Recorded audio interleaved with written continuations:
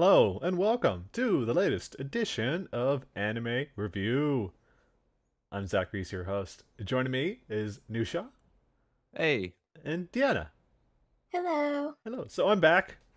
Thank you, Deanna and Nusha, for holding the fort last week. I was gone exploring the corn mazes of Iowa back home, and now I played a lot of catch up. That's why we're kind of doing this stream a little bit later than we typically do, because I just did not prepare for the fact that I didn't really think about it at the time, how many episodes I was missing. And Red Dead Redemption 2 came out this week, so I was completely caught up in that game.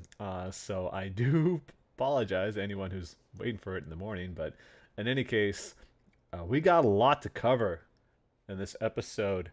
A lot of shows, of course, catching up here, but also the last two episodes of Trigun, and boy, there's a lot to talk about there, a lot to digest there. But as we get into things, let's just talk about the shows that we've been watching. So, as I mentioned last week, I wasn't here last week, so I don't know exactly what you guys went through, but of course, we all know that there's some shows that wrapped up. Muyo and Roji wrapped up. We ran Tsukumogami, that finished. Of course, Attack on Titan and Gintama are on hiatus for the time being. And yeah, the list got a little bit smaller than before, which is a good thing. I think we can have more concentrated discussions about the just fewer shows, but we'll see what happens, because I got a lot. I typed a lot of notes. I don't know about you guys, but I got a lot of notes. I mean, you missed a ton, so I'm sure you have a lot to talk about. But yeah, I'd take like a barrel of notes for each episode, so I more of the same for me. Is that the metric? A barrel of notes? A barrel. All right, sick. Yeah, I mean, I definitely I did not type notes about the episodes that you guys covered last week. Let me just mention that. All right, so we'll recap 2 weeks worth of episodes and then go into what we thought. No. No, I know. No, you I guys talked about last week. We're not going to repeat. We're not going to repeat shit, because we'll be here forever. And I already have a few shows that only I watch that I have to cover 2 weeks worth. So, as you can kind of tell from my list on the left, yeah, I definitely have shows that only I watch. So, but all the episodes that I saw were great. So let's just go ahead and kick things off then. As I mentioned last week, the other week, we like to do things in alphabetical order. And so we'll kick things off with some Bananafish. Okay, click Bananafish. So, what's going on? Ash is... Anyway, so it looks like they're in a hospital. And so, Deanna, why don't you kick things off and talk to us a little bit about this episode? So, me and Nusha talked about how the show is probably going to go downhill because this episode was really funny, but that's probably the most like comedic episode we're going to get, and then everything after that's just going to be a lot of pain. So in this episode, Ash, he's been kidnapped to this like mental institute, and he's trying to find his way out. Doing so, he dresses up as Barbara, a nurse, and Max is with him too. But a highlight of this episode would be Ash. He manages to escape with Professor Dawson, who helped get Bananafish started, and then he sees Max and eBay get caught by the guards because they were trying to rescue Ash, and then Ash is like having this mental breakdown as to whether he should rescue them or not. So there are a ton of great facial expressions from Ash in this. Gozine has this like weird sadistic mindset that he trained Ash to become this beautiful, strong genius of a kid, and that only he can be the one to kill Ash. It turns out that Ash has become humane because of it, and I think Gozine just wanted him to be like. So it's also interesting to see that Gozine is slowly getting control over his like influence again, since he kind of in a couple episodes like back. So yeah, and then I feel like this whole show, Ash and AG are constantly getting kidnapped or detained somewhere. So I'm kind of just like, can people leave them alone and let them be happy? It's just like, why? And then yeah, there's really not much to say about this episode. Like it was just full of humor. Great to see like Ash finally escaping with Max. So now that Ash is free, he's now gonna find AG. Max and eBay don't know where he is either. So being the concerned guy that he is, like he's gonna go find him, and hopefully they get a reunion next week. So also, I do want to point out there's a moment when Max is driving and Ash is like sleeping next to him. He gets like a nightmare and immediately like points a gun at Max. Oh, okay. Like, Max doesn't flinch at all, and Ash apologizes, and Max, don't worry about it. Like I don't blame you. And I'm just like, oh my god, best dad ever. Like he's so understanding and like just understands like the pain that Ash went through. So I just love that the relationship has developed so much since like their jail. Yeah, absolutely. What do you think about this episode, Nusha? It seems kind of nuts. Yeah, it was like a huge tonal shift from before. Like we talk about this every week, and I can tell, like even Zach, you can probably tell that this show's like crazy dark and depressing. But this episode was just so much comedy and like lightheartedness from out of nowhere, especially considering Ash is being held up in like a mental institute where they're testing a drug. And like some of the bits here were just way too funny. Like Max has this tendency to just kind of infuse comedy into any scenario he's in. And so like there are moments where like Ash is trying to escape and Max in like a completely different part of the institute is trying to help him escape, but they're both kind of like interfering with each other's plans. Like Max and Shunichi get into like a fight in the elevator with like some security guard while Ash and the doctor are riding on top of the elevator, and so like the fight causes the elevator to shake and they almost fall off.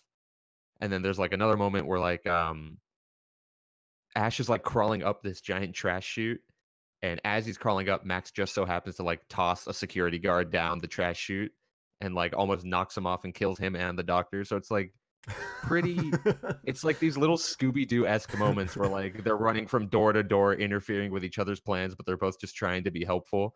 And like the moment that Deanna mentioned where like they walk into a closet to hide from security, and then there's like a doctor and a nurse having an affair, and they're both just watching them for like a few seconds, and then Max just kind of snaps his fingers and goes, "I got it," and it cuts to them like wearing their outfits, walking them away. That's So pretty good.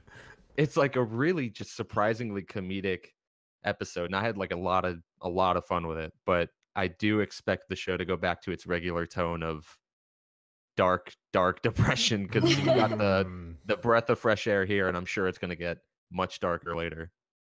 But a fun episode to be sure. Yeah, that's the same feeling. It's been a roller coaster of emotions, is what I get from the show. And it's good because they kind of let off on the valve a little bit, so that people can, let things settle before they move into something even darker or even more crazy. Which, that's the markings of a really good show, is that they don't drive it so home. It's not like, let's say Angels of Death, where it's constantly up its own ass. So I don't have a good Yeah, time. pretty much. Which, speaking of which, I believe Angels of Death, if I'm not mistaken, wasn't episode 16 supposed to be the last one? I think that just aired recently, so I might next week give people a little bit of a wrap up on that show. I'm still thinking about it, but we'll see. I figured I'd mention that since we're talking about this show that's got way better pacing. All right, so moving from that into another show that we've got that you've been watching, Deanna, and that's Bloom Into You. And I like this shot quite a bit, of course, about the butterfly, but maybe you can tell me what the metaphor is all about here.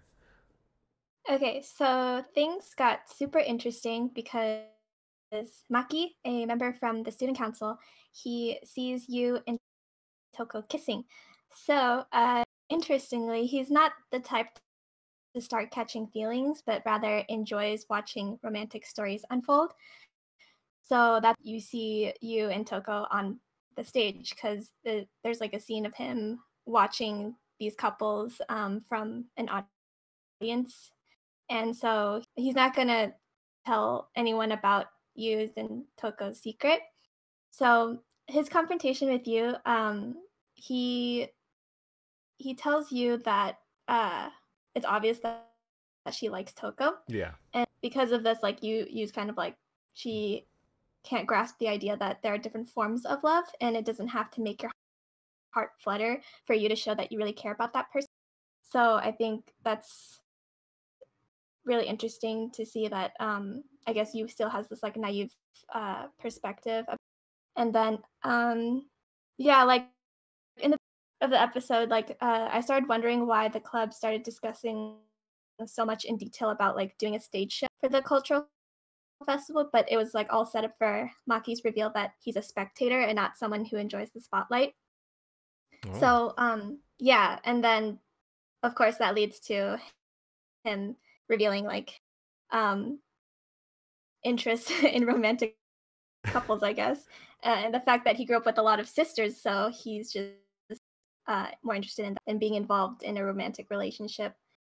And yeah, I was a little suspicious of his intentions because he started like prodding at Sayaka, the other girl who's probably in love with Toko. He's like asking her why Toko's getting close to, but of course, like Yeah. but he's an okay dude. Like I think he has some good intentions. We'll see what kind of role he'll play, if any. But yeah, we do get another kiss, but this one is consensual, and Yu is slowly opening up to Toko by saying that it's not like she's not interested. So we're already like heading in that direction where Yu's probably going to start falling in love with Toko. So and then I guess one thing that I in these past few episodes is that there's a lot of like background scenery, and it's very detailed in some respects. Like I feel like they're doing the setting in like a very like natural setting because it's kind of like emphasizing the organic emotions of these characters. Yeah. So I really like that. It's like you don't really see schools and stuff like really in like the woods or whatever. So yeah, enjoyable episode. Yeah, obviously the atmosphere of the school is supposed to contribute to the characters themselves, which is pretty cool. Like that's also a very good thing to do for a show like this. But that also is like kind of like a shonen ai style to it as well. That everything feels very colorful and bright. All right, so on that note, finally I can jump here and help you out, Deanna, because so far you have the bottom of the alphabet all covered here, but we've got Double Decker, Doug, and Curiel. And so, yeah, this episode, pretty awesome. Like, we get to learn a little bit more about Doug, and that his first year, he caught one of the members of the Esperanza gang, Notorious Gang, who's currently on death row and about to be executed. So Zabel, or Z, as it goes by, because all the members of the Esperanza gang are ranked by the letters of the alphabet. And so A is the leader, and Z is the bottom of the run, pretty much. So he, while he's in jail, he basically asks Doug to come see him, and says, you know, I killed the boss of the Esperanza gang in order to help my friend, the Bamboo Man, to help him become the leader. Bamboo Man is someone we met before in an earlier episode here, and this is what you get to see. You actually get a real good shot of him that I took the thumbnail up for the people who are watching the video, but he's the guy with the jewel teeth that we talked about before, and he's a badass. Like, holy crap. Like, he's immediately one of the best characters so far. Which isn't a lot to say because we're only in episode 4 or 5, but still, like, it was a pretty cool introduction to him. And we also get kind of a very interesting twist on how they develop a character like Z. So as Z is helping Doug and Curiel find the body of A, that Z claims he killed, Boom Boom Man attacks them, and Z manages to escape by attacking the cops that were keeping him inside of the paddy wagon that he was in. And so we find out later that Z was faking his image of being like this whimpering coward and is in fact the leader of the gang. I thought that was a pretty nice twist, all things considered, because like he comes across like this very weak, feeble old man with a bum leg. And then he just puts on like this long like trench coat and has like, he's completely like, his hair's combed. He's got like this nice beard that's all well kept now. And he's just got like this very deep booming voice now. And I was like, wow. he completely transformed, and it wasn't because of the anthem. And I thought that was a pretty neat twist on that. What do you think about that episode, Deanna? Yeah, I was actually starting to feel bad for him. Turns out he's actually the boss. So I was He's like, the okay, boss. never mind. Yeah, we were supposed to feel like some sympathy for him, and Kirill was just like, don't hurt him. He's just an old man. Don't worry about it. We shouldn't have him get executed. He's trying to help us. And then this happens. You're helping the bad guy. Yeah. Basically. Can we appreciate the narrator for a second? Because he comes in with these like side comments that drag Kirill or Derek. And then like that whole like they play off like Kirill and Derek's meeting as like completely stupid. He's like, we were going to talk about it, but that was too stupid. Yeah. Yeah, it's not worth creating a scene for. So that was really funny. Just a still shot. Yeah. Yeah, and then like Doug just appearing at Derek's bar like it's nothing. Derek noting that Doug hasn't visited in a while. So it's like their reunion wasn't anything feelsy. So just like, oh hey, what's up? He's like, what? And then he's like, we gotta go. Yeah. Not a moment. Dina's foul mouth gives me life. I just like love that she brings so much fire to the team. Fucking dirt. Like dropping F-bombs. Yeah. It like just cuts to that moment. She's like, fucking dirt. Just has to shovel the dirt to try to find the body. It's just like, I hate this shit. Mm-hmm. And then I like that the show is really not messing around with its feminism, like calling out gender discrimination or sexual harassment. Oh yeah. Like I think, yeah. And then it's interesting how Bamboo Man, he's like crazy strong, but without going into overdrive. I think I read a theory somewhere that they said he could be a next, which is the concept in Trigun where it's like people with superpowers.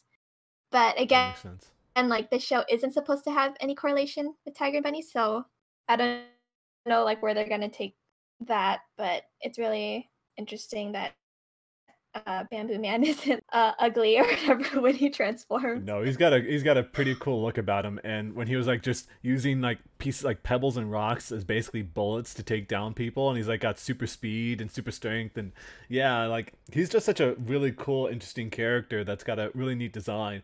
But he like Doug can hold his own against him, so I'm really looking forward to learning more about Doug's backstory, because the fact that he almost took down Bamboo Man, like he shot his hat off, point blank, almost killed him, and so I thought that was pretty amazing. Once again, Doug continues to be one of the best characters of the season, and I just love everything about this show. It's so much fun, and yeah. I look forward to watching the episode today, because so far the pace has been really fast and really upbeat and very powerful, and I appreciate that, because there's not really any other shows this season that kind of capture that like this show is going, and that's kind of what Tiger and Bunny was like as well, so they really deliver on that. Yeah, and it looks like Doug he's like walking alone like at the end, so maybe he's been relieved of his duty and like he was prepared for it. Ooh, yeah. maybe we'll have to see. So yeah, just people should be watching this show. It's action and comedy at its best. So I love it so much. All right, so on that note, moving into a show once again that only I get to cover, Giggy no Kitaro. Not a lot to say about this. So people, Nusha and Deanna might remember last time I talked about this show, there was like this big war going on between the yokai of the West and the East.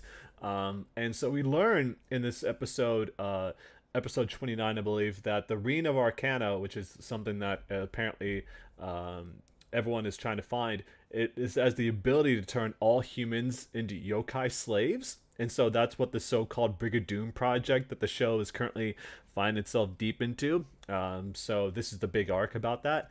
And Mana ends up becoming friends with Anis after she tries to find the ring in town and ends up causing some chaos on her broomstick. So she's the witch from the West that basically is trying to, take the ring for herself. She found it, she took it, and then it was captured back in the previous episode. So now they're just on this big fight to try to get it. So yeah, it was a overall pretty sweet episode that just shows how important Mana is in cheering people up when they're feeling down. I get the feeling Mana has, I don't know, I'm not gonna like question her interest, but she seems to be far more drawn to the female gender. So everyone's talking about I don't know if that means she doesn't have any interest in boys and only in girls. So I thought that was some people's takes on that she could be sort of an important character in that front. But in episode 30, this is interestingly timed that this is a Halloween-themed episode where Mana and Catchick go to watch a horror film. But it's in VR, like they're going to a movie theater, but they're given VR headsets, and they just sit down on these chairs and put the VR headsets on. I thought that was I don't know why you would want to go all the way there just to watch a movie in VR, but that's, you know, there was a big screen and no one was looking at it, just looking at this this headset. But unfortunately, the vampire Camila is there, who's one of the three main generals under Backbeard, who's that giant eyeball that I had that picture of. Should probably show a picture of her. Yeah, that's a picture of her. She's got a really cool design. I like that look. But yeah, I thought that they timed this episode pretty well, and there wasn't much here. It's just that theater full of vampires, and you know, Kitaro comes and saves the day, as you were. So yeah, that's about it. You know, that's 2 weeks of episodes, and that's kind of wrapped up pretty nice and sweet right there. And people should be watching that show. So moving on, we'll go back to Deanna for the next show that we're talking about, and that's Golden Kamuy 2. And this looks kind of odd. What's going on in this episode, Deanna? This episode was really good because it was a nice balance of action, drama, and comedy. I felt like the pacing, it was good. And I think that's like one positive aspect of this anime adaptation, like aside from the comedy. But again, like I'm not a manga reader, so I wouldn't be sure if there are like details missing. But I felt like the pacing was good, and I have a better sense of everything now because the different groups are shrinking and teaming up now. So there are like two main groups who are racing to get to the rest of the tattoo. And I also want to mention that it's not easy to kill off soldiers. Like they make the characters fight for it, and that really impresses me because it's like they're not just gonna die right then and there. So it means like these guys actually have training and that they're not there to just make the main characters look OP. So I appreciate that. And I don't know how I could forget Dick Sensei, but he's the buff dude with the block on his forehead, and as Shiripa, she always calls him Dick Sensei because he gave her a lesson about dicks, like in season 1. Right. So, yes. Right. So yeah, every time she sees him, she's like, "Oh, Dick Sensei." And then everyone has like a boner for this guy named Ogata, like a sniper guy.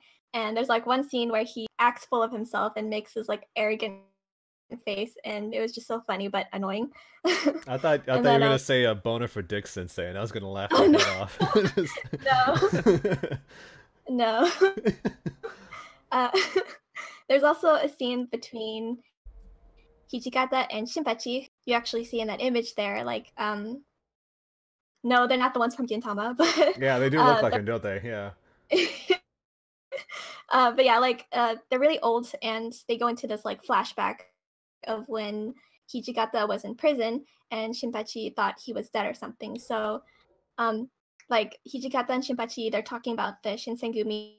It turns into like the younger versions of themselves. So I thought it like made their conversation resonate that much more because they're talking about their past, like as their past.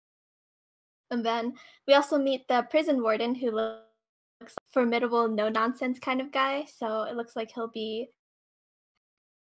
one of the main antagonists for this season.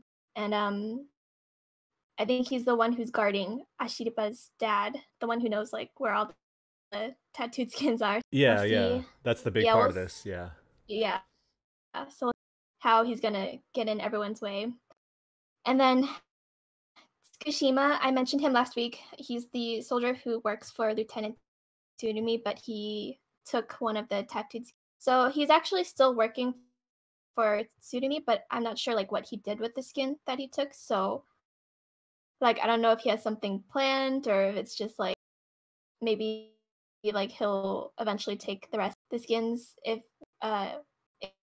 he like I don't know betrays Tsurumi. I don't know, but yeah, that might be. It'll be interesting to find out. Mm-hmm. And then the episode ends with Shiraishi having this nightmare that Sugimoto found out that he was working with Hijikata this whole time, and so Sugimoto started like stabbing the hell out of him in like a very, very gruesome manner. Oof. And so he wakes up from that nightmare and he sneaks out of the inn and like just as he leaves, he like breathes a sigh of relief, and then he turns around and sees the entire military waiting for him. Oh no! So it's like, oh shit, yeah. So he like makes this face like, I think I messed up.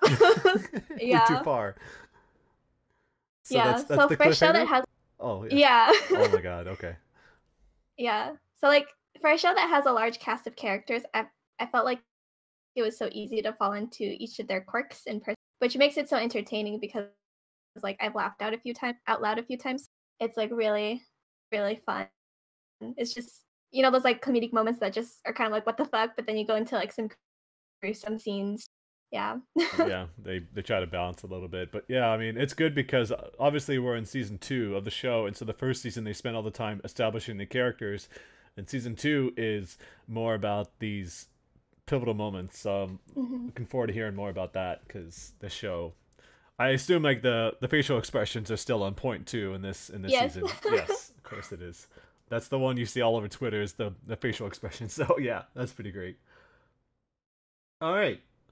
On that note, let's move into another show. Nusha, you could just keep being quiet over there because we don't need you to put on this. All right. We got Uroduku. What's it called? The World in Colors. So yeah, we finally get to meet Hitomi's grandmother, Kohaku. After we saw like a little bit of her in the previous episode. I think one of my favorite moments of this particular episode that we watched is that while she and Hitomi are in their bedroom together, she kind of leans in and is like, who do I end up marrying? Because in order to have a grandmother, of course, she had to have been married, and so she's like, she wants to know, and then she's like, I don't want to know, don't tell me. So I thought, cute. yeah, it's really adorable when she did that. But unfortunately, we mentioned before that this is from the director of Nagino Asakura, and they're leaning into it. It's as we kind of feared. So they show that relationship between Hitomi, and it seems like there's something bubbling there with the president of the photography club, whereas Asagi is clearly got some feelings for the president herself. Like there's something going on because anytime they're alone together, she looks over and is like, oh, I wish that was me. It kind of appears to be that way. So yeah, they're leaning into it, and I hope that they don't make it as god awful as that show did when it came to the Love Octagon. So, but for what it's worth, it does seem like there's going to be that kind of bouncing around. But there's like that whole other relationship off to the side of two of the other characters, so we'll have to wait and see. But I do want to say I appreciate the fact that they revealed that Hitomi is from the future, like already. They don't try to hide it anymore. They're like, why don't you just tell them? They'll accept it. I mean, come on, this is the world of magic. So that isn't so far-fetched to know that somebody's from the future, because all you have to say is like, okay, Kohaku is apparently becomes very advanced in her magic abilities later on, and so the idea that someone's from the future is like, all right, I kind of buy that. It's a little bit crazy, but that's okay. So I'm glad at least that they decided that okay, let's just tell them, and they didn't play around. They didn't try to like lead people on. They just did that, and so I like that a lot. Any thoughts about this episode, Deanna? It was a beautiful episode once again, but I have no grasp of the plot. No, I have no idea. So far, it's just another school drama. It seems, Yeah, it's definitely more character driven, but I feel like the only character that really stands out to me is Kohaku, and it's kind of sad because she was just introduced in this episode, whereas everyone already had for the past 3 episodes. So she has the best personality. Everyone else is like kind of fit into like some stereotypes a little bit. Yeah. So, I mean, I like that Kohaku's reason for using magic is to make others happy. It's like such a simple and ideal, but then like it makes you wonder if there are evil mages or if people use magic with bad intentions. So like I don't know if they'll introduce that sort of conflict or if they're just going to focus on the potentially romantic relationships. So of all the potentials, I want to mention though, it's that since Hitomi knows the person that Kohaku ends up marrying. Like, she even calls him Gramps because she knows his name and everything. The fact that she hasn't kind of like looked around at any of the rest of the group and's like, oh, you're the person who married, like she's got like any kind of sight, just means that Kohaku's going to be kind of immune to all this stuff that's going to go on because she's already going to get married. So unless all of a sudden you get to this weird point where it's like Back to the Future, where like you look at a picture and Atomi's starting to fade because she doesn't exist anymore because she finds another one, which some kind of weird like space-time continuum issue, but I hope not, and I hope that they don't pull off that kind of bullshit, because I think that would upset me if they try to do that, like let romance get in the way of someone's very existence. I don't get it. So we'll have to see them. But yeah, gorgeous show. I love the skyline stuff. That was pretty amazing. Yeah. All right, so Nusha, are you awake? Huh? Yeah, I'm up. What? All right. Your turn to finally talk about a show that only you are watching currently, and that's JoJo's Bizarre Adventure Golden Wind. I'm not so sure what the shot is of, but the one you showed us for the thumbnail, it's almost like it's like in memoriam. A little, actually, that's kind of sad to say because I think Grandpa JoJo person, I think his voice actor passed away recently. But still, in any case, what was your on that sour note? What were your thoughts on this episode? Only positive things to say about the show as usual. So last week we ended with Giorno coming face to face with Pulpo's stand, who is attacking people who saw the lighter from his test get relit. And so as he's fighting him, he realizes that the stand, Black Sabbath, can only move within shadows. And so as soon as it sees sunlight, it can no longer reach him. And so he starts to try and incorporate that into his battle plan, but to no effect. And then just as things are about to look their worst, Koichi arrives again, our mainstay from part 4, and he begins to confront Giorno because he thinks the dead body of the old man at the foot of the steps was his doing. And I realize, Zach, you're probably completely lost if I'm going through all these plot points that I explained No, last it's like week. all like I kind of hung up on is like, oh, Black Sabbath. That's it. Yeah, that's the name of the stand of That's this week. pretty good. That's pretty good. No, you keep going, man. Okay. JoJo I got decades of catching up to do if I want to understand JoJo, so I just accept things as they are. You'd make a great JoJo's fan with that attitude. Yeah. Good. So yeah, the stand is just about to attack Koichi when Giorno is able to stop him, and then seeing that, they're both able to put aside their differences for the moment and then work together to beat this stand. And so what they formulate as their plan is, we're going to take this stand and lead him into a shadow of a movable object, like a bike or like a car or a chair or something like that. And then once it's trapped in there, we'll remove the object, which would remove the shadow, and then leave him exposed to sunlight. And that's how they plan to beat him. And so, that's a good idea. yeah, it's Good plan. pretty interesting.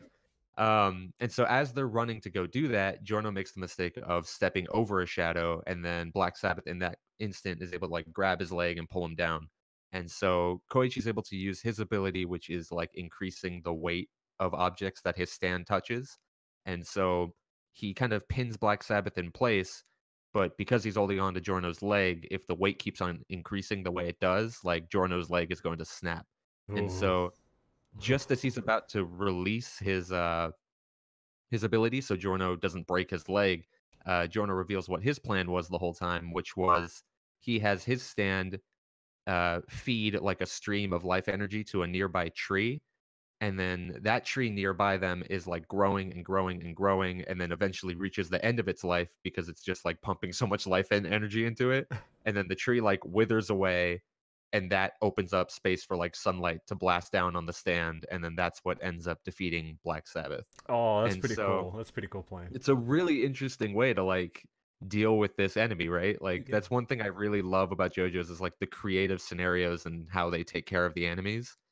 But yeah, so with Pulpo stand defeated, Koichi basically confronts Jono and is like, what's going on? Why do you have a stand? Why are you being attacked with people who have stands themselves? Why do we have like the stand creating arrow again? What's going on? And then Jono pretty much tells him about the gang Passione and why they're causing chaos in the streets of Naples. And so Koichi's like, okay, I'm gonna go call Jotaro from the last part and call in for backup. And just as he's about to do that, Giorno stops him and says, I don't want more people to get caught in the crossfire here. Let me handle it. And so this is where that thumbnail comes into play, where Koichi basically looks at him and knowing that Giorno is a member of the Joestar bloodline, he kind of remembers the three Joestars that he's come into contact with, Josuke, Jotaro, and Joseph. And he realizes that these are people with like golden hearts and that more in many cases, trusting them is usually the right way to go. And so he goes, okay, I'm going to wager on what Giorno says, and I'm just going to leave this to him. And then he just kind of goes, okay, I guess time to do some sightseeing in Italy while I'm here. And then he just kind of hangs up the phone and goes about his own merry business. And Sorry, all right, I'm out. yeah, pretty much like, and that's my part, gentlemen. I'll be out of here. And so what happens is Giorno goes back to Pulpo and he passes the test, of course, because he kept the lighter lit. Mhm. And he becomes an official member of the gang. But before he leaves, he uses his stand to turn one of Pulpo's guns that he holds in his cell into a banana. And Or whatever. because he has like a fridge filled with different fruits and stuff that he's constantly eating. And so as he's walking away, you see this scene of Pulpo grabbing a banana, putting it in his mouth, and then it turns back into the gun. Oh. And then he shoots himself in the head and he dies. Oh my god, that's awful. Yeah, a Shit. pretty brutal end to this character. Oh my And so god. the episode ends with Giorno going back to Bruno, and Bruno says, okay, you're officially part of my faction of this gang, and I'm going to introduce you to the rest of my team, all of which are stand users. And that's where the episode ends. And so this was very much like a passing of the torch moment for Giorno. Like every part has its own protagonist, and there's always this bit in the beginning where you kind of have like a tie back to the old parts. Like in part 3, you had the introduction of Joseph, and in part 4, Jotaro from part 3 comes in, and here we got Koichi from part 4 having his little role in this part. And so with Koichi finally leaving and then realizing that he should be trusting Giorno, like the torch is officially kind of passed. Like we know enough about this MC now that we can officially spend the rest of the part with him. Yeah. And that's where that thumbnail comes in, where you see Giorno and then you see the three Joestars that preceded him. And yeah, as far as his character goes, they also did a really good job of like illustrating how double-faced he can be to an extent. Like we know that he takes a lot of inspiration from the gangster who raised him as a kid. Oh yeah. And First so, episode. yeah, and so he realizes that like the old man that raised him who did these kind of scummy things but for the greater good, that's kind of the approach that he's taking as well. So uh like in this episode, you see him mourn the loss of that old man that was caught in the crossfire. He even tells Koichi, don't call more people because I don't want other people to get involved. But he has no qualms with killing Pulpo because he sees him as like this irredeemable, despicable man who's just putting crime on the streets. Yeah. And so it's cool seeing him take those lessons he got from his like gangster dad and putting it to good use. So yeah, just a great episode all around. A lot of fun, and I am stoked for next week because we're probably going to get introduced to my favorite character, who has a deep disdain for the number 4 because it's unlucky. And it's kind of funny that episode 4 is going to be the one that he's introduced in. He's gonna be pissed off immediately. That's just yeah, awesome. that'll be a lot of fun. But yeah, great episode. Perfectly timed. Awesome. All right, so moving from JoJo to another show that you're watching. Since you dropped that sumo show, I don't know if you talked about that last week, but yeah, we know you dropped that show already. Yeah, with a heavy heart. Yeah, but now you can talk about Karakuri Circus. That's an intense shot. Yeah. Holy crap. Oh yeah, I think the last 2 weeks now, the shot has been of Masaru making like a very emotional face, but it was very fitting for this episode, so I had to. Of course. So yeah, with this episode, what ends up happening is last week Narumi and Shirogane are running after Masaru with the assassination team who was hired to kill the Masaru, the new heir to the Saiga fortune. And so what happens here is they go to the Saiga estate where he's being held by his uncle who just recently kidnapped him so he can adopt him. And yeah, it's basically just a bunch of puppet battles in this fancy estate. But we learn that the assassins and the kidnapping team are both from this same clan called the Kuroga clan. And they're these it's a clan of puppeteers who I guess had their puppets created by the Saiga Corporation. And I'm not entirely sure if they were hired to like deal with this whole inheritance thing because of like a debt they had to pay back, or if there's a deeper meaning to it. There's like little bits of the plot that they're giving out here, but the grand story is still kind of a mystery to me. Like we learn Masaru, while he's hiding from his uncle, he finds this journal that belongs to his dad, and he learns that the only reason he got the inheritance in the first place was to create like this divide within the family and within the Kuroga clan. And so his end goal for some reason is having these two factions duke it out and destroy each other, but we don't really know why yet. But dealing with Narumi and Shirogane, we had this pretty cool moment where Shirogane, the white-haired woman who controls the puppet, she's about to fall into like this pit, this like trap door that opens up under her, and Narumi's able to catch her, and then she tells him to just let him go and to just focus his efforts on saving Masaru, which is pretty in line with her character up until this point. And she gets kind of chewed out by Narumi for saying something like that. And he pretty much tells her like, how can you save and value Masaru's life if you can't value your own? And she kind of takes that to heart, and he kind of falls into the pit with her and like takes the brunt of the fall, protecting her. And so after that little act of kindness, you see her kind of lighten up to Narumi, which is interesting because she hasn't really shown any kindness to anyone aside from Masaru yet. We also get a little bit of backstory into her past, which was, I think she was brought up by this family of puppeteers who we don't know yet. I don't know if it's still the Kuroga clan or if it's a different one, but she was pretty much raised since she was a child to handle puppets and to cut off all ties to her emotions, essentially becoming like a puppet that handles puppets, in her own words. And so we kind of see her struggling to open up to people like Narumi, but we see her kind of reluctantly coming out of her shell with scenes like this, which is cool. And so cutting back to Masaru, he sees like this surveillance footage of Narumi who got hurt now because of his efforts to save him, and he basically uses that as inspiration to stop kind of crying and hiding and jumping out of a third-story window of the castle that he's being held in. You probably can't survive that fall, but that's okay. Yeah, pretty much. I guess he like planned it so he would land in like the brush, like this forest underneath him. But I don't know where the logic check. Yeah. I don't know if the logic checks out. Anime, there, yeah. It's all right. Yeah, pretty much. And so he lands in front of the assassin from the first episode who's trying to kill him.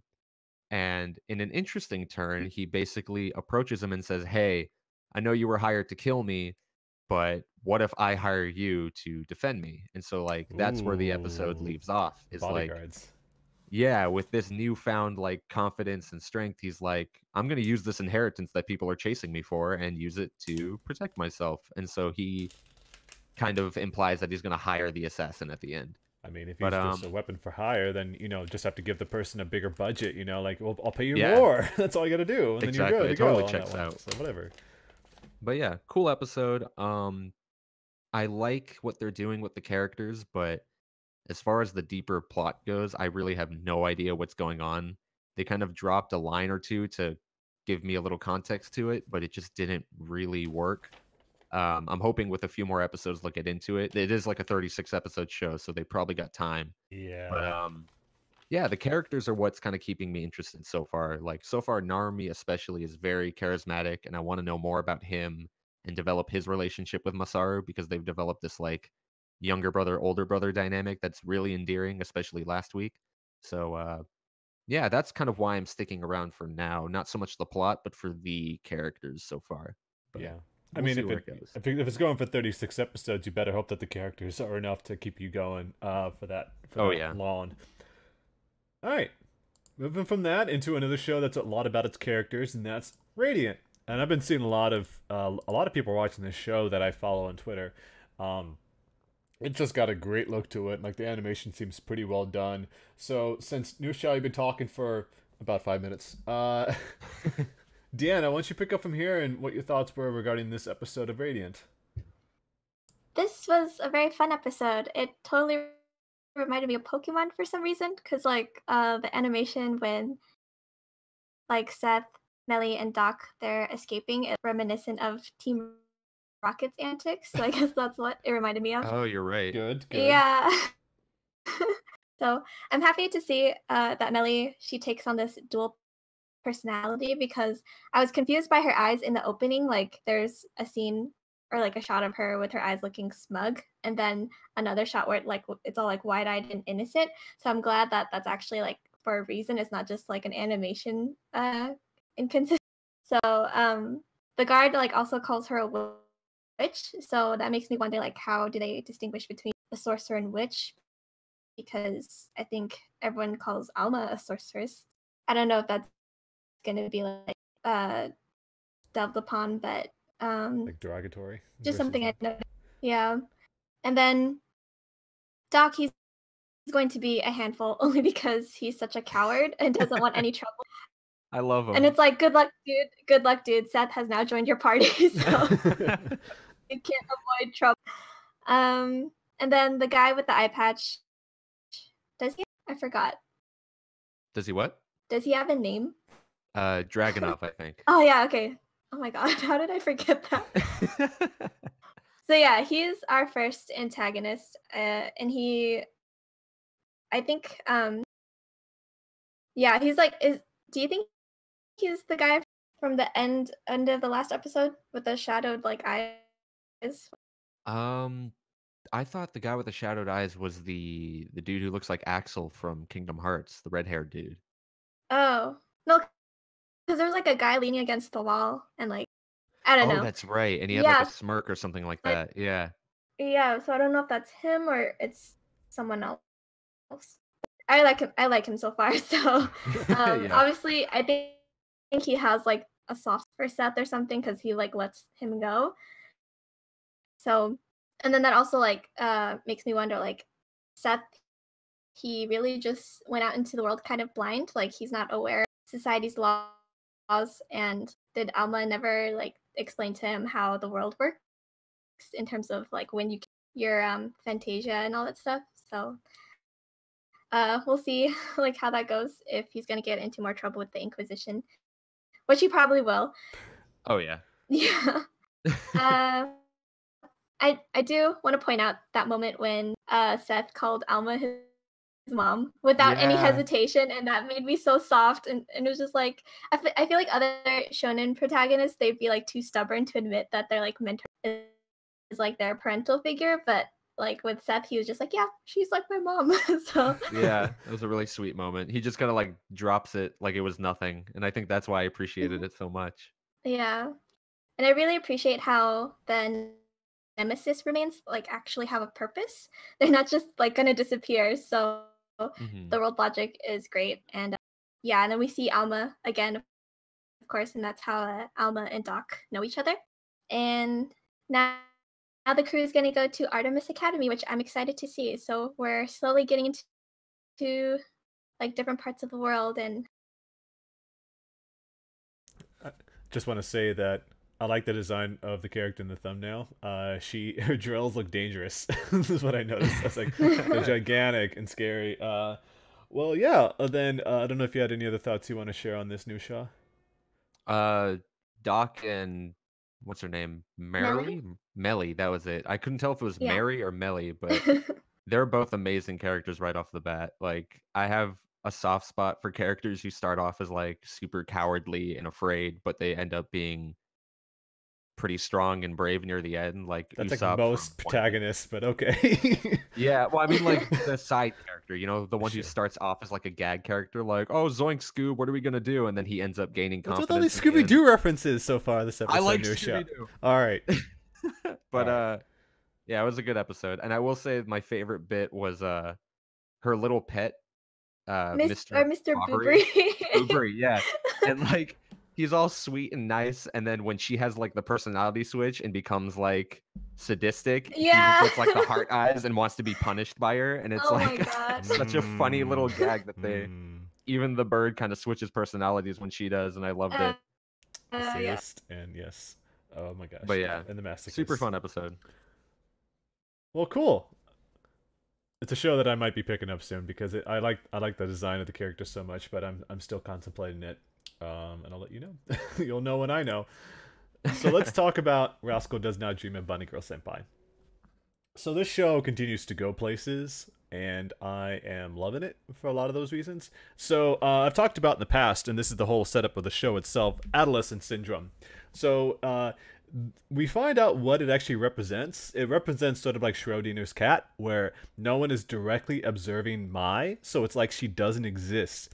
So that's the atmosphere of the school, because in the last episode, Sakuta goes to sleep with Mai at the hotel room, and, the next day he remembers her, which I thought, okay, cool. But then we find out later, sleep apparently acts as the catalyst for this syndrome. So Sakuta, in order to stop himself from sleeping, he takes a bunch of energy drinks and pills and everything like that in order to stay awake. But, of course, staying awake for like a few days in a row, it starts to take its toll on him. But so in order to help him with the situation that he finds himself in, like he knows sooner or later he's going to fall asleep, he does like that 51st dates thing where he writes a bunch of notes about all the events that transpired up to that point so he can sort of, gather his thoughts and remember who Mai is. And while this is going on, Mai starts to catch on to what Sakuta is doing. And then when they're studying, this is what this thumbnail is actually showing a little bit up here. She feeds him sleeping pills. So it gets a little depressing because, she's like, you tried your best, just go to sleep and I'll try to find, a way to get through this myself. But what also happens is that for some reason, I can't really describe this, is that, he wrote all those notes. Her name gets blurred out in those notes. So as he's reading it, it's just like a bunch of scribbles. And so since Sakuta sees that, he's like, he doesn't take his own notes seriously and just throws his notebook down. He's like, whatever, I don't care about this. Moving on, this woman that he is in love with, he's like, I don't know who this person is. So it finds out later that one of his friends, who's a science club member, gives him like this note that she wrote before she herself forgot about Mai, that tells Sakuta that he needs to use love to override the ignorance of every student who forgot Mai put together. That was a pretty amazing kind of turn on that. So the show, which I've kind of figured, is like it's basically turning Japan's younger culture of blending into the crowd on its head. So the world is so simple, it's presented so simple that the confession of love can change everything. So it's only episode 3, and the show's going down some of these ambitious paths. So because Sakuta proclaims his love in front of the school to everyone, to all the students, she finally comes back into existence to everyone around her. So that was a pretty fantastic thing. And then episode 4, because of course, like I mentioned before, there's 2 episodes I need to cover here. Suddenly, it becomes Groundhog's Day, like the movie, with the day being repeated. So it goes down all these different places. And so the goal in this episode is that Sakuta has to see what is changing in every repeated day. So everything's kind of happening in the same sequence of events, but there's one thing that is changing that is the cause of all this going on in the first place. So it's kind of like, rather than that classic example of where Sakuta, he himself has to change what he's doing in order to progress, through time, something else is causing this to happen. And it's once again presented in, I think it's called was it Lalo Place's Demon or something like that? There's an actual a theory that someone presented that if you can predict the sequence of events down to the very atom, you can actually predict the future. And so in this case, he's able to change something. And there he actually meets this girl, Tomoe Koga, who is hiding because she's traumatized after she's being confessed to in one of the previous days that Sakuta actually kind of witnessed this happening. So it turns out she experienced some trauma being asked out by the dude her friend likes. So she thinks that, if she turns down this guy because, her friend is actually in love with him, and she's like, why is he coming on to me? It's my friend who likes this guy. She doesn't want to become super embarrassed. And so Sakuta as he's trying to help Tomoe, he gets in trouble because Mai sees them as they're trying to hide from the other dude as he's trying to go around the school trying to find him. So the writing here gets kind of interesting because Koga says, being alone is embarrassing. I don't want everyone to be thinking that I'm always all by myself. And so that's what that school atmosphere that they were talking about. It's that even the act of being alone is embarrassing. And so that kind of like really encapsulates how this show is so much greater than what you think it might be just from the synopsis alone. It goes to all these amazing places. And lastly, I just want to say that it's kind of refreshing having a protagonist that's taking most of these things calmly instead of going insane. It's like, even when he finds out that the days are repeating, he's like, oh, well, you look at that. Better do something about this. He doesn't like go off on like on the rails and just like start screaming or something like that. He's like, huh, well, okay, now what do we do? And I just thought that was it's the stellings of like a very strong character that he's able to like see through this because he's already gone through the adolescent syndrome, so it's like he kind of witnessed that for himself. But even then, he's just like, okay, well, what do we do?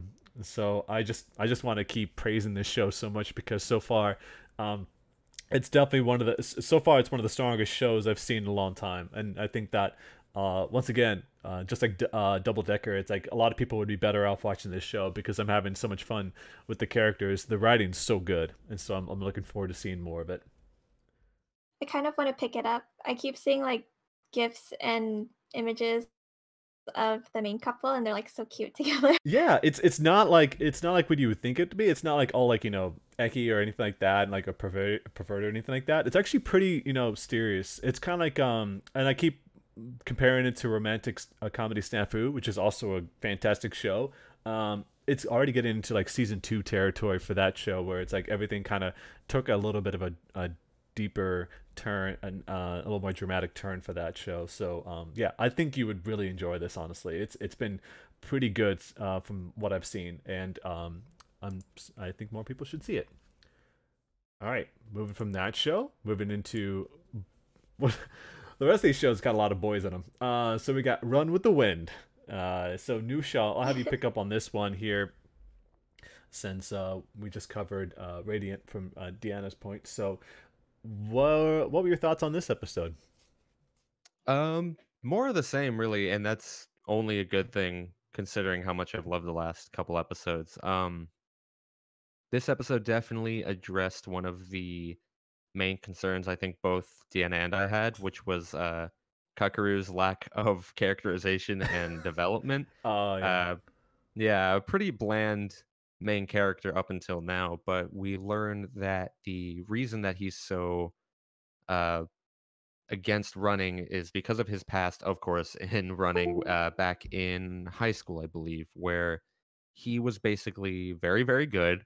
And because he performed so well and the rest of his team was performing just average or maybe just above average, they were all relentlessly punished by an asshole of a coach that they had. Um, and so Kakaru kind of internalized that, saw that his team was suffering a lot because of him. And I guess we didn't get the whole story, but it seems like now he's kind of averse to the idea of running, especially with this team of like slapped together amateurs who are trying to go after a pretty prestigious marathon. But we also got some good moments for Prince, who even before his like defining moment was a favorite of mine. He was the shut-in like manga aficionado who had like no physical capabilities whatsoever and was constantly passing out when they ran. Um, Back we actually get to see them in school, and I guess they're all going to the same college, and so there's like a scene where Prince and the rest of his like manga club friends are sitting together, just like having a nerd debate. We're getting way too passionate about like paneling and character development, much like we do on this show, Yeah. and like a bunch of jocks come over and like kick them out of their seat, and then that kind of feeds his moment at the end of the episode where Kakaru runs into his old teammate from high school who kind of digs into him for running again and running with like a team of these amateurs who have no hope of beating their team. And so Prince kind of weakly gets up because he's passed out from the run that they just had, uh, kind of admonishes Kakeru's teammate. I forget his name. Do you remember, Deanna? What was his name? Which one? Redhead, sunken in eyes, old teammate of Kakeru's. Oh, What was it? Sakaki. Oh, that was it. Okay, so you cut out, I think, right when you said Sorry, it. I'm sorry. Yeah, There you go. just to be clear, it's that Deanna's having some audio issues, and so we'll get above that though. We'll go Yeah, beyond that. sorry. It's alright. No, you're good. But yeah, Prince has like this moment where he kind of confronts him, saying, "You're kind of the people that I hate the most, and it's people who make fun of those who are just trying to do something they love, like someone who's just trying wholeheartedly and earnestly to get good at something, and to have like this jaded jerk come up and just kind of admonish them for that was something that rubbed him the wrong way." And I think a lot of people who grew up liking nerd culture and stuff like that can relate to a character like him who, you're kind of relentlessly picked on for certain things that you find interesting or that you're passionate about, and then it takes some courage to finally stand up and be like, "Hey, why are you doing that? We're all just trying to get along in this world and get into things that we're into." Right. And seeing him kind of have that character defining moment was very gratifying, and I hope it translates to him becoming a better runner and kind of blowing everyone away when they have this meet that they're training for. But just a lot of great character moments for a lot of very interesting characters, and I hope we get more for everyone else, and I'm sure we do. And Deanna, I'm sure you have like a ton to say about this, so I'll keep my opinion short. Yeah, I told you that I watched this episode twice because the direction and the music and everything else, like they were all well done, and I think it's the best episode by far. The scene with Kakeru running away from his guilt and his past, like you can really feel his desperation and how he wants to speak out, but everyone else has been talking over him or like filling his head with even more doubts. So I thought that was a great way to show desperation to just like get away from it all. And then, yeah, I hope Prince's character arc isn't done yet because I really want to see more of him. He definitely became one of the best, and it was so nice to see that Kakeru was just hanging out with Prince and his club members without really judging him. So yeah, I guess that also feeds into Kakeru's need to like find friends and just be like more to people rather than like shying away from them. And we clearly see mixed reactions to the track club with like Musa and Yuki trying to back away. But like I do want to see all the different members interact with each other instead of pairing them off.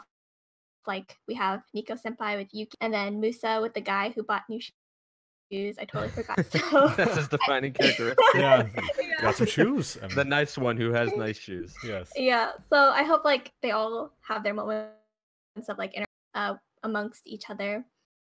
And then with the confrontation between Sakaki and Kakeru, Sakaki mentions that Kakeru punched him in the past, and that makes me wonder like for what reason.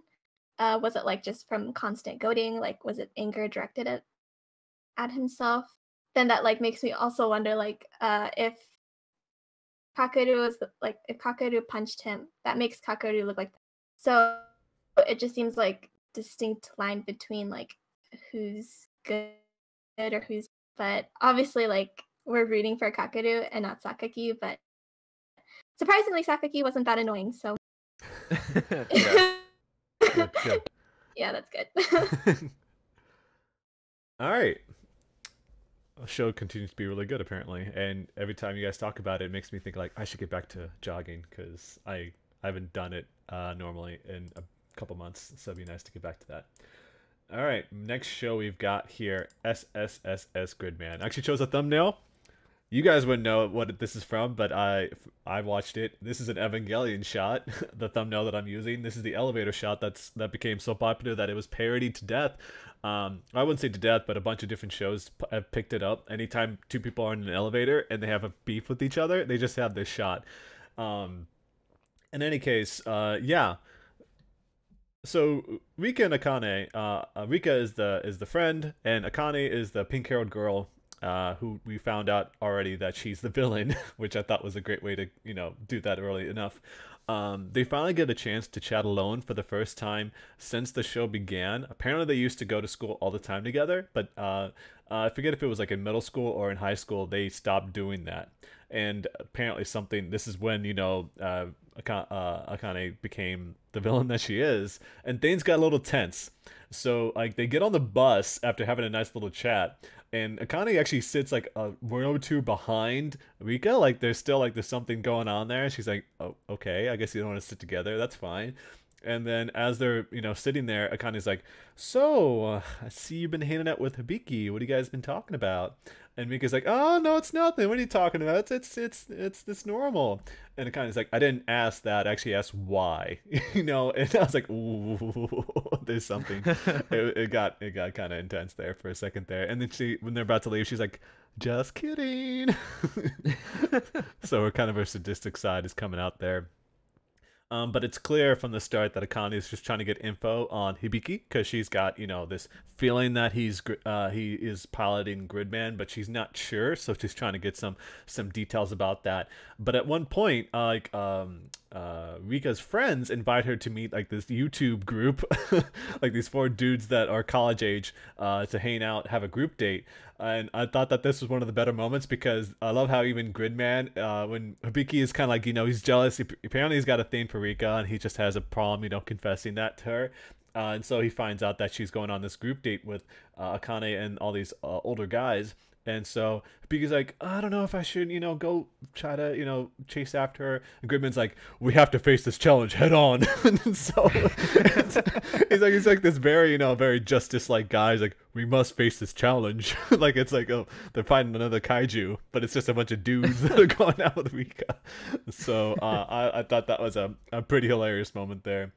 And I'll also mention that I've become a lot more used to the CG that's being used in the fight scenes. Like in the first episode, I was kind of, turned off from that. But, a lot of the old shows had those people wearing those crappy costumes, and I loved it back then. So it's not really that much of a difference when all things considered. And there's some pretty great fighting scenes, like the way that only Trigger can do it. Like these gigantic, like, drop kicks from, like, halfway across the city. Like these just, like, diving kick from the skies. That was pretty great. And yeah, obviously, Akane's got like this very deep troubled inner turmoil that she just loves to see people suffer. And these last 2 episodes, because I had to catch up before, like they really brought that out of her. And so I think that she's also been a pretty amazing character, all things considered. Definitely not the one you'd expect to be the villain, but she is driving it home that she's got a problem with anybody who wrongs her or even gives her kind of like any side glance or anything like that. She's like, oh, I just want to kill him. Like, she's not joking around like, I need to kill that guy because he's hanging around me a little too much. I wish he would just die. And so she has the guys get killed. It's pretty intense, all things. What'd you think about this episode, Nusha? More of the same, really. You mentioned like I'm not very familiar with their names, but the big guy with the mask and his very straightforward approach towards. Oh, he's not joking. He's like, oh, Hibiki's clearly got something with Rika, and he's like, you want to talk about it. Apparently, you're in love with her. You want to say, just say it. You're in love with her. Yeah. The new group of people are pretty great. I like them. I like them a lot, yeah. And the fact that they're all just like hanging out and eating toast and drinking coffee, like in this rundown cafe. Like we've only had 1 episode with them and they're already like best friends kind of. Yeah, it's like get some lattes, it's like they're already like very friendly with everybody, although they're not willing to take any crap from them as well. Like everyone else except for Hibiki, they're like, we pledge our loyalty, and Caliber is just over there as well. It's this kind of thing. Caliber's still the best out of all of them. Oh my god, he's so cool. I love him so much. This But, show has gotten so much better as every episode goes on. It really has, yeah. And I do like that even Yuta is getting like a bit of characterization. Like it is kind of cliche to have him have this thing for the one other female character in the show, but like it was nice seeing him be something other than just like, oh, who am I? I have to fight monsters, okay. And so it was kind of nice seeing that. There are still a lot of like mysteries that we need to have answered, like what's going on with Auntie. Like, is he just gonna pop up every time Gridman shows up and be like a thorn in his side, or is he gonna have like some interesting moments of development? And also, like, we saw like when Akane is building like the kaiju, she has like these little marbles that she uses as the core, Yep, and and I'm like a wondering if those wires. are Yeah. yeah, and like these strange wire maybe those are like the base of whatever she's making, but like I wonder what those cores are and where she gets them. Maybe there's like significance to that. But there was actually something I wanted to ask your opinion of because I noticed when I was watching this that they make it a rule to kind of make the world very empty. Like there's not very many people walking around the town. Like when they're in the bus, it's only just the two of them. Oh Uh, yeah, like the whole scene with like when it was raining and stuff like that. They didn't really have any music playing. It got kind of like it got kind of grim. Like I was wondering, I was like, oh, yeah, there's like it's kind of desolate. Like clearly the town has not been evacuated because it just suddenly appeared. But yeah. I What were you wonder saying? like if there's a reason behind that. Like maybe Hmm. do you think that's like a plot thing or do you think it's like an artistic thing? Like we're just gonna focus on what matters. Because it seems strange to have these like big kaiju battles, but there aren't like townsfolk running away. It's just kind of like the small cast and how they're impacted by it. I was I'm not thinking. sure how I feel about it yet. Yeah, it's very. I wouldn't say it's jarring, but it's very noticeable, and that's immediately what I was thinking as well. Like, okay, did during these big battle sequences, are the people being taken away? But no, because the school, there's plainly school's full of students. There's people around it, and there's people who have been killed in the past. Maybe it's just the way it's being presented, like like any other these types of shows. It's like it's maybe by design that they just don't have a bunch of people running around. Maybe it's for budget reasons that they just can't have all these different shots Maybe. of people running away. I did notice some repeated shots, like when the guy's spinning around and destroying the buildings. So I don't know if it has anything to do with that.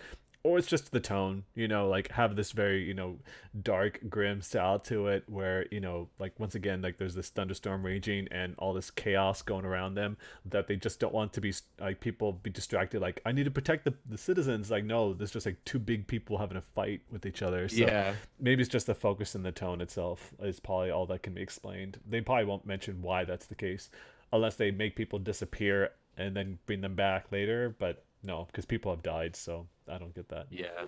That would be interesting if like maybe all these people were killed and like everyone just forgot them.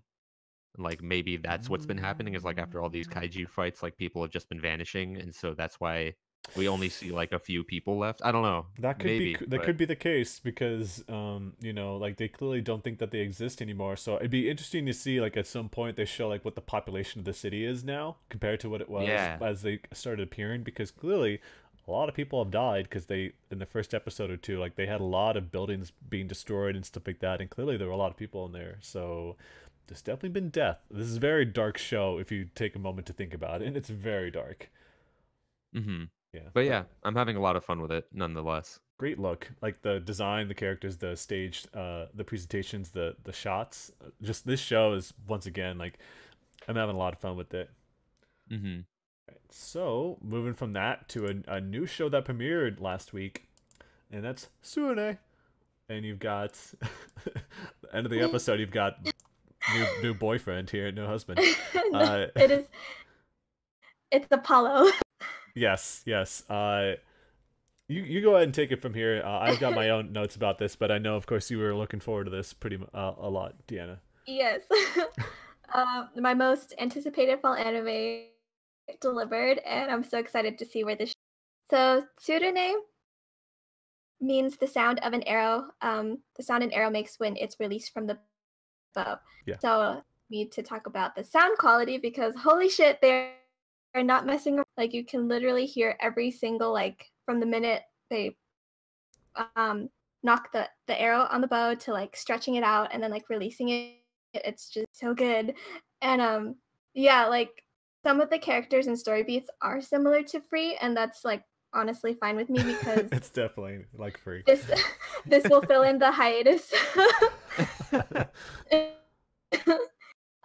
We get the main character, Minato, who doesn't want to join the archery club because of a major injury to his side, which obviously involved the death of. And then we have the Sorry, I gotta say, like, it's straight up just like Kanibado. It's like everyone's got like this tragic backstory. Welcome to yeah. anime. And then we have the childhood best friend who's like the #1 Minato supporter. So there's that. He's like the Elena. Oh yeah, to Ayano. he's pumped. He's really wanted. He's got this charisma that's infectious. Yeah, and the cutest dog ever. Yes. Yeah, and then what's different? I feel like from Tsunade and Free is that the club doesn't really segregate. So I love that we have 3 female characters who are not coaches or managers, but they're also they're going to be pretty active and on equal footing with the other guys. And also, Minato's voice actor is the same as Yuri from Sirius the Jaeger. See, only Nusha would get that because he watched the show, but I'm guessing he's a good voice actor, so you liked it? Well, he doesn't have an older brother, so that's good. Yeah. Others are just going to hear him saying these. Yes. Yeah. No more. And oh my god, there is an angry kid named Kachan. Yes, I saw really? that. He's like, his name Kachan. Don't call me Kachan. It's like, He literally has like the same evil eyes. like quirks too, like irked expressions, and it's just like, this is the wrong anime. So. Everyone in the comments was talking about that. Like he's just it's like they're basically Deku and Kachan next to each other. That's what they are. Yeah. Oh man, that's funny. Oh my god. So Minato, he gets target panic, which is essentially like him doubting himself and missing the target or shooting the arrow early. So the arrow just takes like a nosedive to the dirt, and because of that experience in middle school, he doesn't want to join the archery club in high school. And yeah, like the animation, it's a bit softer than Free's sharp jawlines and accentuated muscles, but we do get some muscle. Yeah, we do. We get half a chest worth of muscles here. Yeah. So yeah, the environment shots are like crazy gorgeous, especially in the when Minato stumbles upon Masaki, the guy you see there, and Yes. he's practicing this temple at night. And I replayed that scene so many times because of the music, the composition. Oh of everything, yeah, it's the not music. because of It's the him. music. Yeah, I bet it's the music. So it was just so beautiful to see like him shooting the arrow. Oh yeah.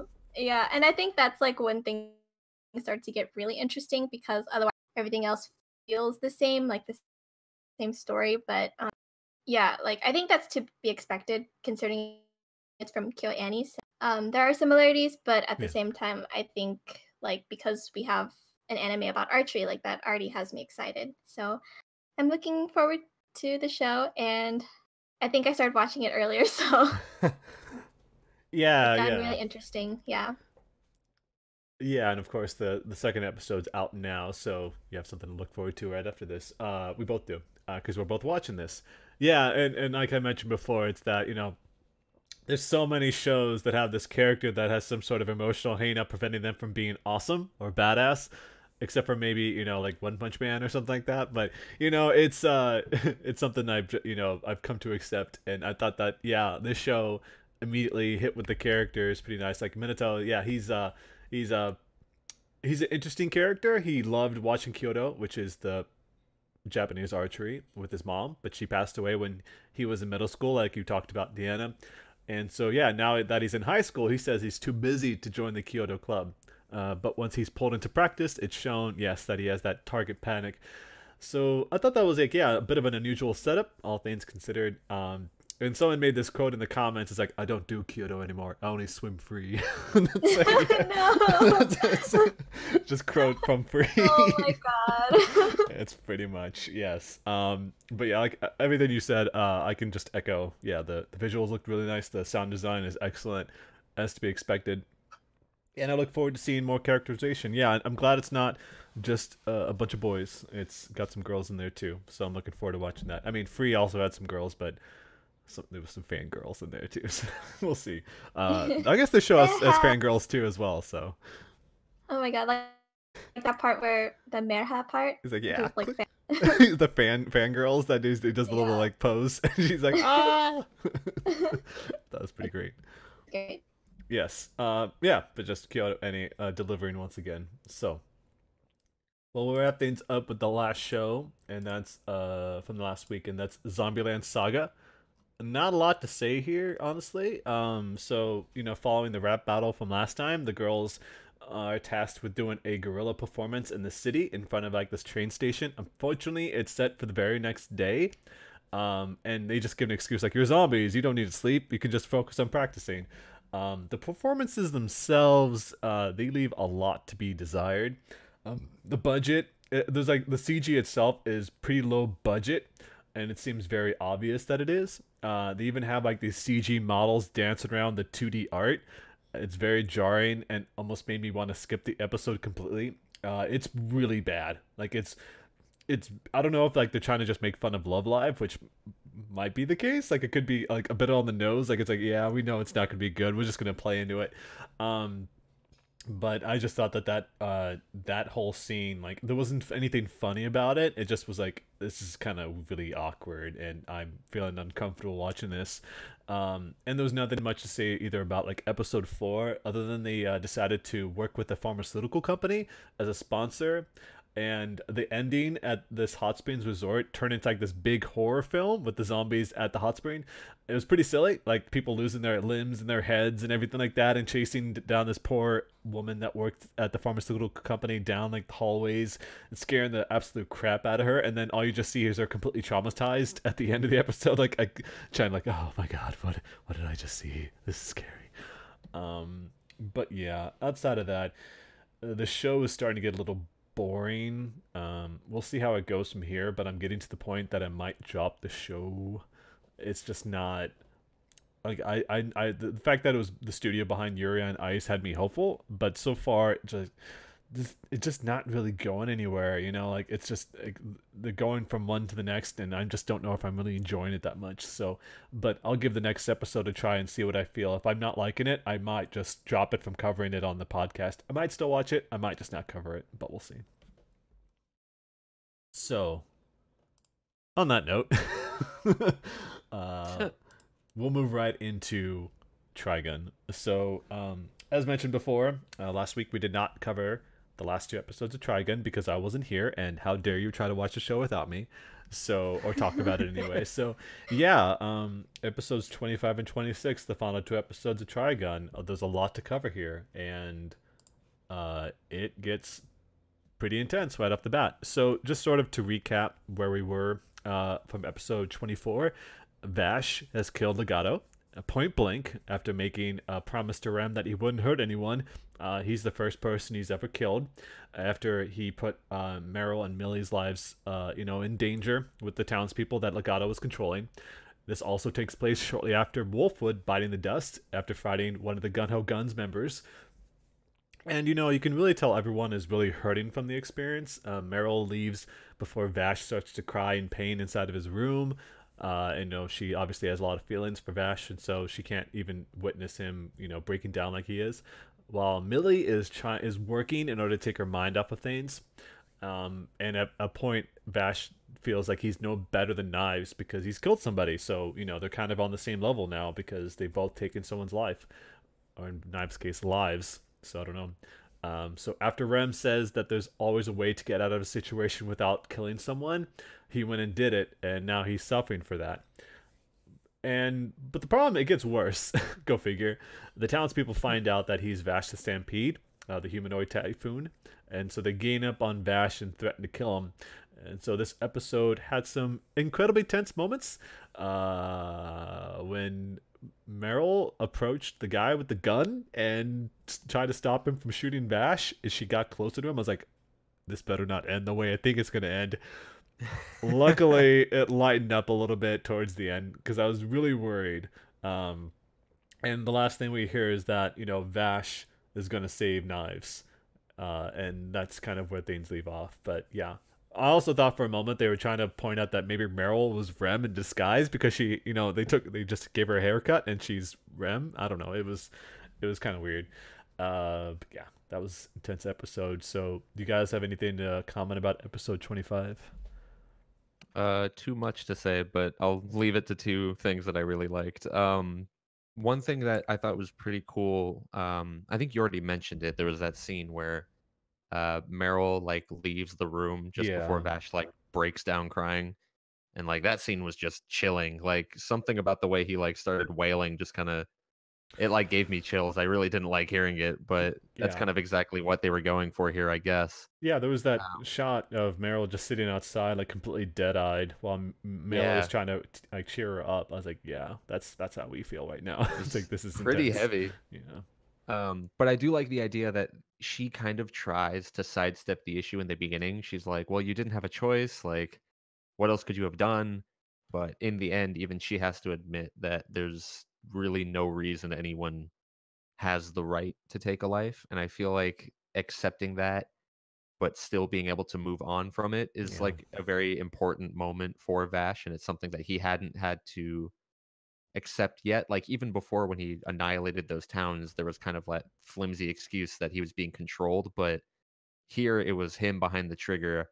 And so this was the first time he had to actually forgive himself for killing someone of his own volition. yeah, And so it was nice to see that he still had to accept the fact that it happened and still move on. And I do like the a little attention to detail that just as he accepts this like sin of his is when he takes Wolfwood's cross.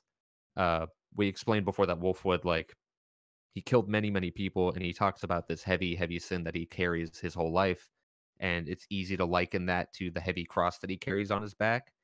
And seeing Vash finally accept the sin that he committed is like the exact moment where he carries the cross himself was a very nice moment. yeah. So And Millie I says did like like this episode a it's lot. filled with mercy, and so Hmm. Very good episode though. yeah, Deanna, I don't know what you thought about it though. I'm glad to see Millie's doing okay. Like she's back to her cheerful self. yeah, absolutely. The best girl. Or like I would Yeah. argue that she's been so good, so strong so far, but obviously the last episode it broke her, so for good reason. Mhm. Yeah, and I'm also happy that Meryl, she has become very good friends with Vash by providing emotional support. So they're not really like a couple or anything, because obviously that's not what Vash needs. So I like that they've established that kind of relationship. And I was so afraid that Meryl was gonna die for the sake Yeah. of pushing Vash to act, but thank goodness that didn't happen. Otherwise, I would have been Yeah. very upset. Me too. So Me too. Me yeah. too. I know. It's like obviously she has strong feelings for him, and if that was going to be the way things were going to wind up, I was like, well, he just killed somebody to protect her, and then she goes and gets herself killed.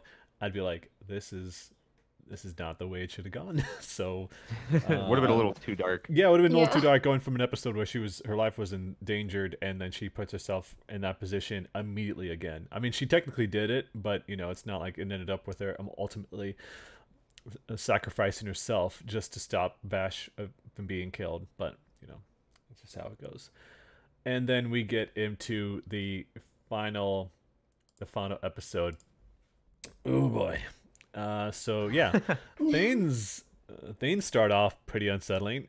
So Vash meets Knives, who is sipping on some tea in a meadow, surrounded by trees. I was like, that's quite the shot. That little piece of like, Knives is like, yeah, so what? I'm the guy that you've been chasing after all these years, and here I am.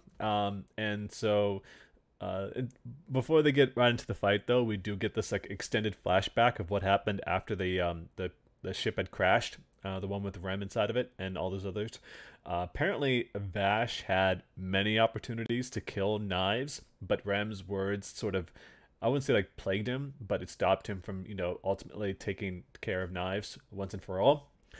And we also find out, and this is something Yosha you brought up in the past, it's that we find out that that gun Vash carries is an alien weapon designed to wipe mankind off the planet. So there are two guns. Vash has one, Knives has the other. It's kind of something we already kind of knew was going to come, but they kind of established that right away, that those are the two guns.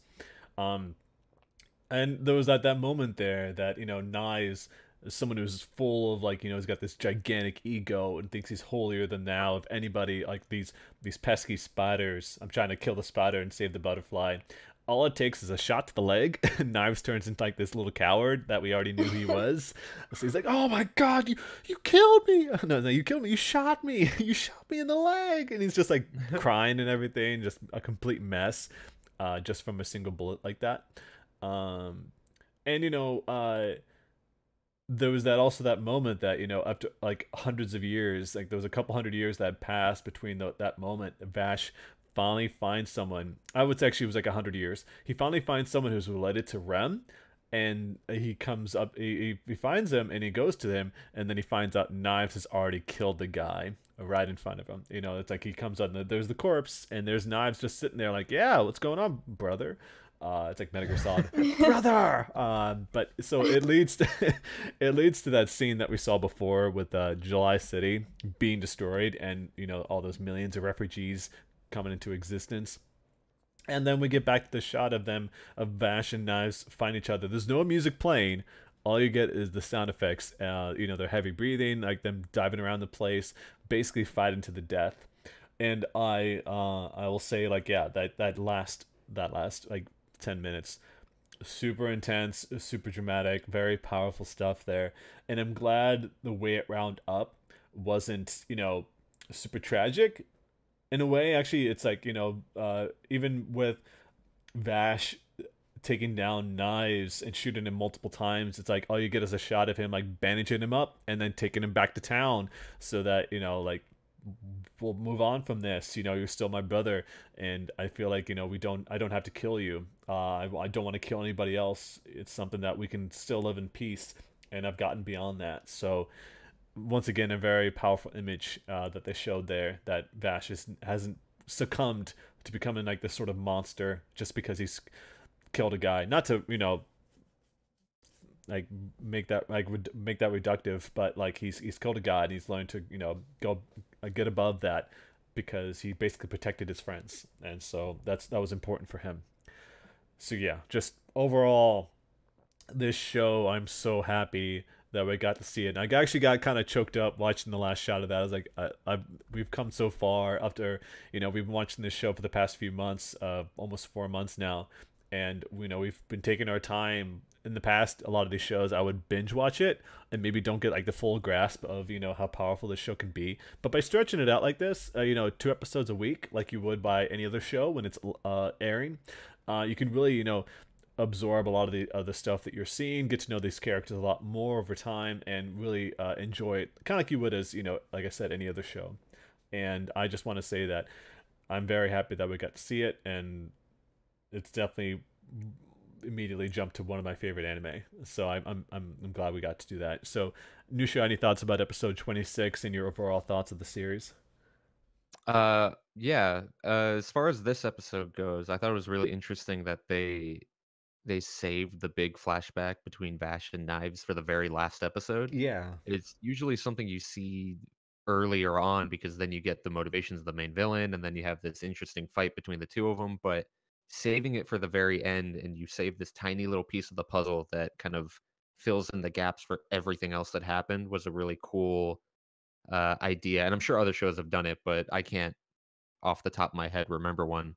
Um, I did like the flashback on its own as well. The scene you mentioned where he gets shot in the leg and he kind of like breaks down.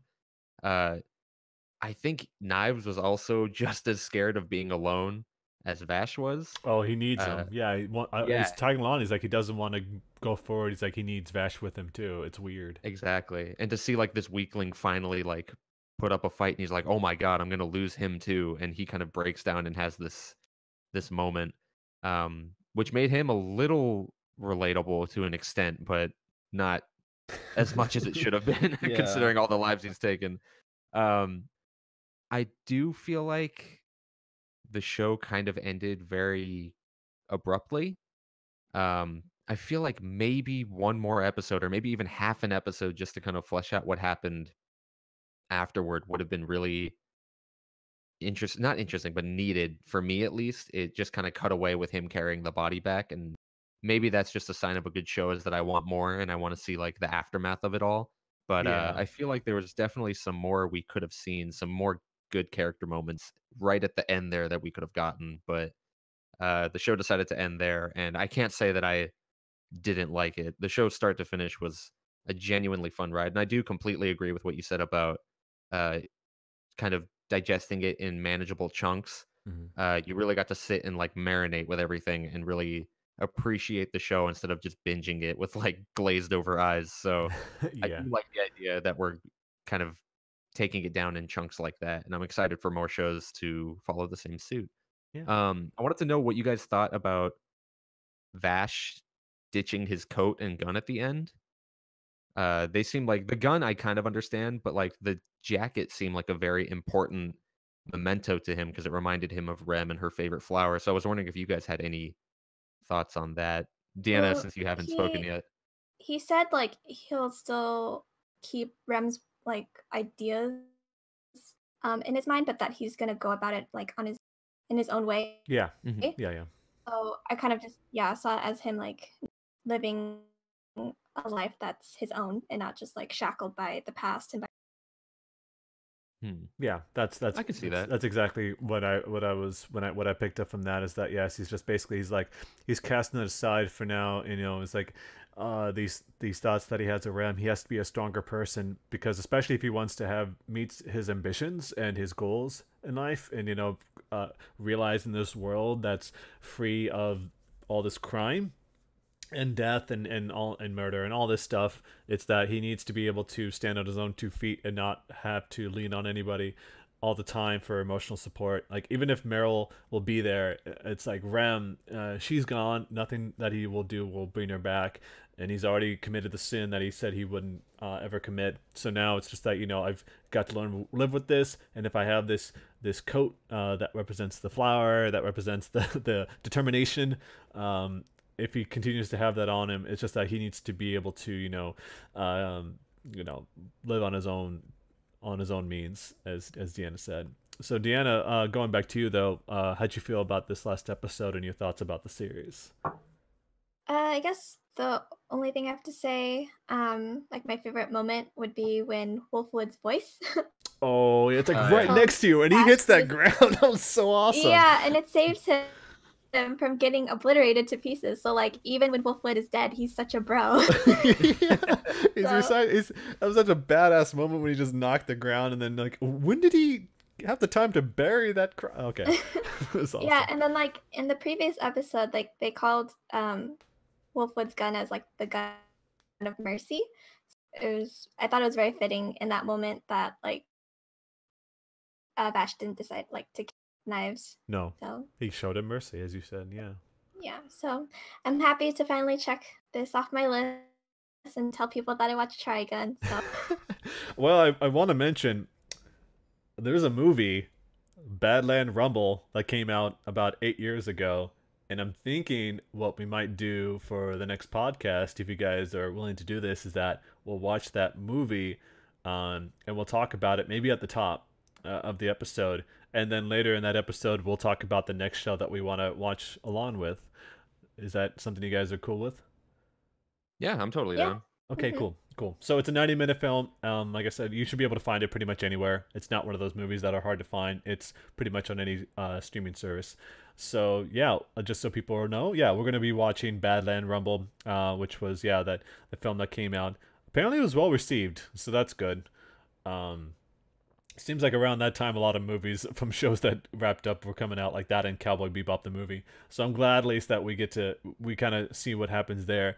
And I don't know where it takes place because I didn't really check anything else, and I don't want to spoil myself on it. So I kind of hope it's what Nusha you were talking about. Maybe it takes place immediately after the show. I imagine it might, just because it's not like anyone met a tragic end. Other than Legato, rest in peace, Legato, and that horn lover guy, I forget his name. And anybody else Horn Freak and the Gunho Guns, when they went to flashback of the characters, like, oh man, yeah, they died pretty badly.